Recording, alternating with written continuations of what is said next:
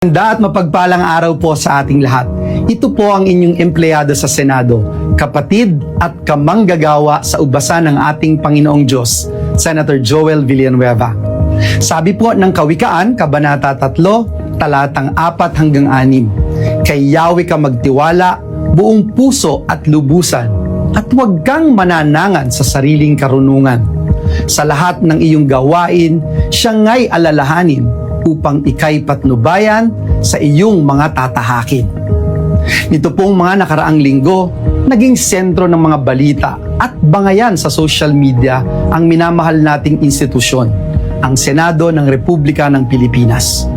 Nag-ugat po ang mga kaguluhan sa magkasunod na pagpapalit ng liderato ng Senado noong May 11 at June 3. Sa kaliwat kanang issue tungkol sa Senado at sa mga problema ng bansa, tinatanong po ng ating mga kababayan, saan ba tayo kakampi? May mga nagpapakalat po ng mga kung ano-anong social media post at haka-haka tungkol po sa atin. At tila po ba, pilit tayong inilalagay sa gitna ng mga nag-uumpugang bato. Ano man po ang estado ng politika sa bansa, malinaw na malinaw po sa atin ang ating kausa. Dahil po sa inyong mga panalangin, pag-aayuno, lalo pong tumitibay ang ating paninindigan na lumaban lamang para sa katotohanan, para sa katarungan, at para sa katwiran. Bilang aking pamilya sa JIL at kaisa niyo po sa pananampalataya, nais ko pong magbukas ng aking puso sa inyo. Hindi po madali ang ating pinagdaraanan nitong mga nakaraang buwan. Saksi po kayo sa mga galaw ng kaaway laban sa atin. Tunay po na may mga sandaling kailangan mong pumili kung ano ang tama, kahit hindi po ito ang pinakamadali. Para po sa akin, malinaw na malinaw ang sagot.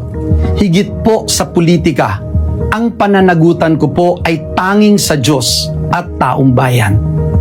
Dumaraan po tayo ngayon ang ating bansa sa sunod-sunod at patong-patong ng mga problema at pagsubok. Hindi pa nga po tayo lubos na nakakabangon mula po sa matinding pagsirit ng presyo ng produktong petrolyo. Dulot po ito ng digmaan sa Middle East.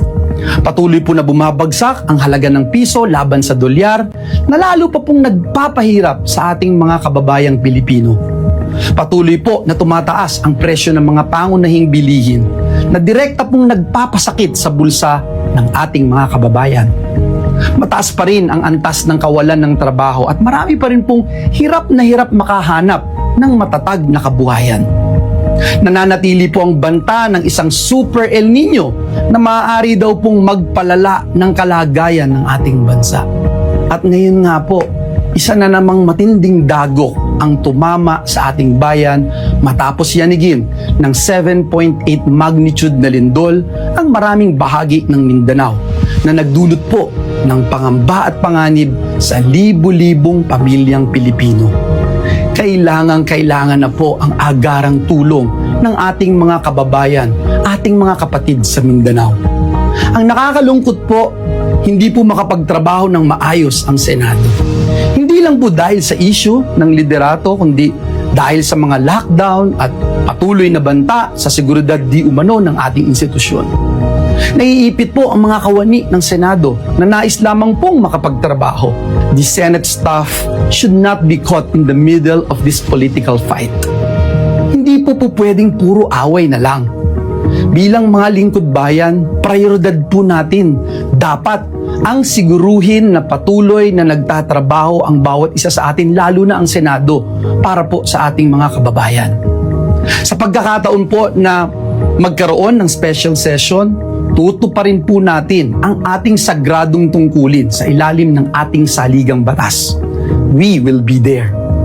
Una po, maghahain tayo ng resolusyon para matiyak na may sapat na pondo para sa relief, rehabilitation at muling pagbangon ng mga lugar na tinamaan ng lindol sa parte ng Mindanao.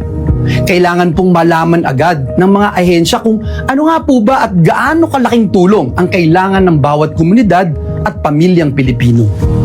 Pangalawa, isusulong po natin ang mga pinakakailangang mga panukalang batas, lalo na po yung mga panukalang nasa huli na at ikatlong pagbasa.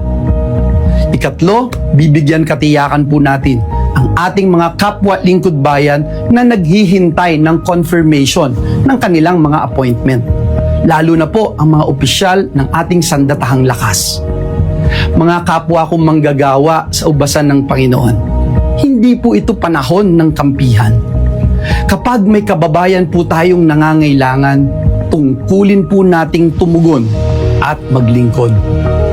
Noon hanggang ngayon, klaro po sa atin, klarong-klaro po sa atin ang dahilan kung bakit tayo narito bilang lingkod bayan.